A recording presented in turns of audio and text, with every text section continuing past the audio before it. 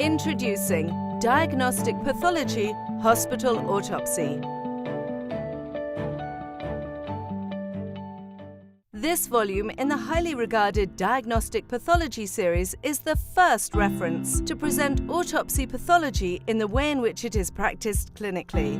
The unique approach in presenting classic autopsy techniques also emphasizes the role of molecular studies and other laboratory and ancillary tests not commonly thought of during autopsy practice.